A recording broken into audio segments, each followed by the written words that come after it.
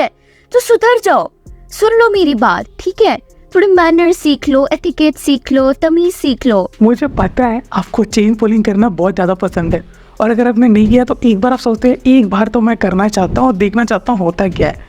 But ये सबको पता है यार, ये एक इलीगल प्रैक्टिस है, प्लस इसमें कुछ फाइन चार्जेस लगते हैं, इनमें जेल भी जा सकते हैं। चलिए ग्राउंड रियलिटी की बात कर लेते हैं सबसे पहले, और यहाँ पर कुछ रिकॉर्ड्स भी मैं लेके आया हूँ। हालांकि इसमें रिकॉर्ड्स निकालना थोड़ा मुश्किल था, तो साउथर्न रेलवे के साइड से हमें ये रिकॉर्ड देखने के लिए बनता है कि 1369 यानी कि 1369 केसेस जो हैं वो अनआइडेंटिफाइड है, यानी कि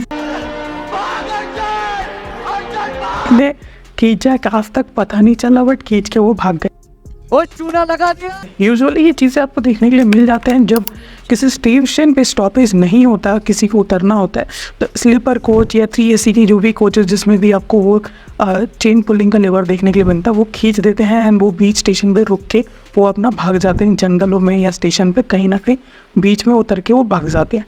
अब यहाँ पर रजिस्टर्ड केस भी हैं कि जो जेन्युइन केसेस भी होते हैं, कुछ पकड़े जाते हैं, एंड 1043 यानी 1043 केसेस जो रजिस्टर्ड हुए थे, इन लोगों से भी पैसे कलेक्ट किए गए थे जो 7 लाख के करीब है, 7,11,060 रुपये कुछ ऐसे कलेक्ट हुए थे। ठीक है, रिकॉर्ड बता रहा हूँ वो फाइनेंशियल ईयर 2021 से लेकर 22 तक का था। चलिए ये सब मैं बात करने में हूँ, ग्राउंड रियलिटी का मैं बात करता हूँ। होता क्या है कि नॉर्मली लोग खींचते हैं चले जाते हैं, कोई मतलब नहीं है। अब यहाँ पे जब आप खींचते हो पुल को तो एक लाइट जल जाता है आपके कोच के आगे, एंड प्लस एक आउटसाइड के साइड में एक हल्का सा टिल्ट हो जाता है 90 डिग्री के ऊपर। अब इससे जो भी RPF की टीम है पहले तो वो ढूंढती है कौन से कोच में है, और उसके बाद वो आपके पास आएगी। अगर आपके रीज़न जस्टिफाई करेंगे तो आपको बस फाइन दे के निकलना है।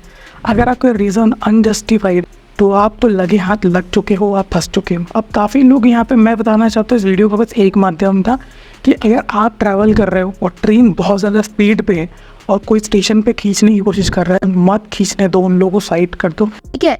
तो सुधर जाओ, सुन लो मेरी बात, ठीक है? थोड़े मैनर सीख लो, एटिकेट सीख लो, तमीज सीख।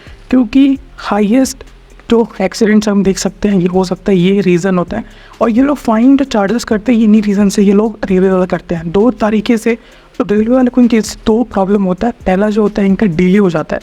फॉर एग्जांपल किसी ने ये खींचा तो ये क्या था ना, इनके बुक्स ऑफ रिकॉर्ड में ये स्टॉपेज कहीं मेंशन नहीं है, तो आने वाले जितने भी पैसे पीछे के जो स्टेशन के जो भी ट्रेन है वो सब उनको पता नहीं चलता, तो डिले हो सकते हैं, बीच में एक्सीडेंट भी हो सकता है। सेकेंड मोस्ट इंपॉर्टेंट चीज़ क्या होता है, अगर आपने इसे खींच दिया तो एक तो ये स्टॉपेज का हो ही रहा है, ठीक है, और दूसरी बड़ी चीज़ की एक्सीडेंट हो सकता है। तो जब भी आपका ट्रेन बहुत अच्छे खासे स्पीड पे है तो वो खींच रहा, तो पहले तो उसको साइड कर दीजिए, खींचने मत दीजिएगा, क्योंकि इस पर आपका लाइफ भी रिस्क हो रहा है। ठीक है, इनकेस अगर वो बीच में भी है, वो चल रहा है, वो खींच के भाग जाता है, तब उसको ढूंढने की कोशिश करते हैं। अब RPF की टीम जो है अगर आप देखोगे तो काफ़ी अभी आज के जिस ट्रेनों में ये इश्यूज़ देखने के लिए मिलते हैं, मोस्टली सारे ट्रेन में ये देखने के लिए मिलता, बट कुछ कुछ ऐसे स्टेशन जो बहुत ज़्यादा ही गांव से जरूर गुजर रहे हैं, जहाँ पर स्टॉपेज के बीच में एक स्टेशन और 2 स्टॉपेज बीच में बहुत बड़ा डिफरेंस है, उसमें ये प्रॉब्लम देखने के लिए मिलता है। तो उस ट्रेन के केसेस में या अदर स्लीपर या 3 AC केसेस में आपको देखने के लिए मिल जाते हैं RPF की टीम तैनात।